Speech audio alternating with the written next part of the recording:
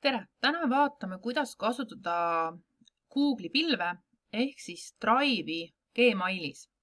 Selleks sa pead tegema kõigepealt endale Gmaili konto, kui sul seda veel ei ole, ja Gmaili sisse logima. Nüüd, siin üleval paremas nurgas on selline mummurida, sa klikid siia peale, siit avanevad erinevad vahendid, mida Google pakub, aga meie kasutame siis pilve. Klikkides siia peale, avaneb siis sul see pilveketas, kuhu sul on võimalik siis oma vahendeid salvestada ja hoida. Nüüd, olles siin keset seda pilve välja, siit on valitud siis minu ketas, see on minu virtuaalne pilveketas, ja klikkides hiire parema klahviga, avaneb sulle siia selline valik. Ja esimesena failide üles laadimine. Sa saad laadida siia üles pilte, videolõike, tekstidokumente või sa saad laadida arvutist kogu kausta üles, kus sul on siis erinevad dokumendid sees. Teine variant on see, et sa teed ise siin dokumente, et sul on võimalik teha tekstidokumenti, arvutustabelit, esitlust ja siin all on veel erinevaid asju, mida Google'i dokumentidena saab teha. Lisaks üksikutele dokumentidele on sul võimalik teha ka kausta. Et näiteks, kui sa näed ette, et sul on tulemas rohkem dokumente, siis tasuks ka mõelda läbi, et kuidas sul on süstematiseerimine, et sa teed kaustad ja hakkad dokumente erinevatesse kaustadesse panema. No, näiteks ma teen kausta, kus mul on lilled, loon kausta ja siis teen uue kausta ja panen siia peale kirjaks puud. Nüüd ma tean, et tulevikus, et kõik dokumendid, mis puudutavad lilli, ma panen siia kausta ja kõik, mis puudutavad puid, ma panen siia kausta. Ja kausta sisse saab lihtsalt minna, klikid 2 korda ja kaust avaneb. Siin on üleval näha, et sa oled lillade kaustas ja näiteks sa saad siia siis klikkisin parema hiire klahviga, nüüd avaneb menüü. Ma saan siia faile üles laadida ja saan teha siia erinevaid dokumente. Ja saan ka teha siia lillede kausta, uut alamkausta. Kõik see on võimalik. Nii, kui sa nüüd näiteks teeme siia ühe dokumendi, Google'i tekstidokumendi teeme siia, näete siia üles klikkides, ma saan selle ära kustutada ja panna siia peale, teen esimese dokumendi teemal või lill. Ja tulen siia,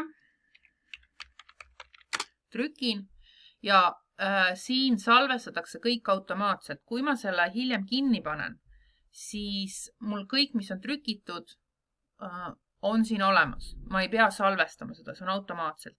Ja kõik need toimetamise nuppud on üsna sarnased Wordi nuppudele, et siit alt te saate otsida ja toimetada oma teksti vastavalt vajadusele. Ja kui ma selle kinni panen, siis mul see dokument ilusti säilib.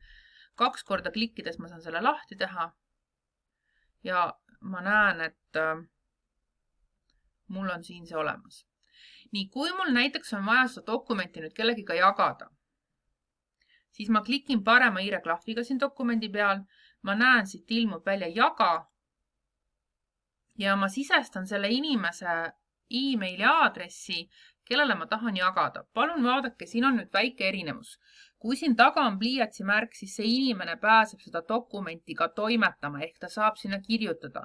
Kui sa klikid siia ja valid näiteks saab vaadata, siis on siin silmamärk ja see inimene ainult näeb, aga ta ei saa ise mitte midagi juurde kirjutada. Et sellele palun tähelepanu pöörata, et millise seadega te dokumente jagate.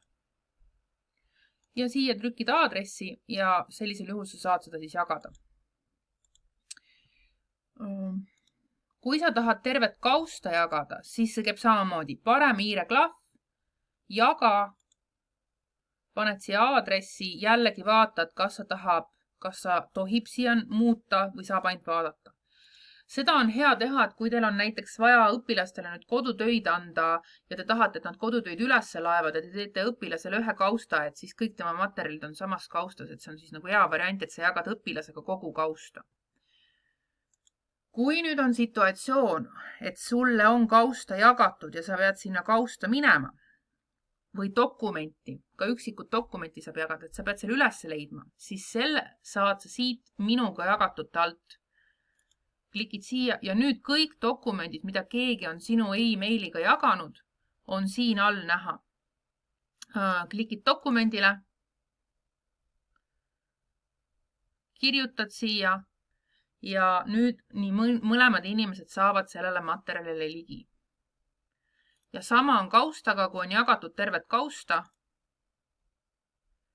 siis saavad mõlemad inimesed ligi. See hetkel on kaust tühi, aga niipea kui ma siia midagi teen, saab see teine inimene, kes seda minuga jaganud, ka näha. Ja siin üleval on mumm, sellele liikudes te näete, kelle vahel see kaust on jagatud.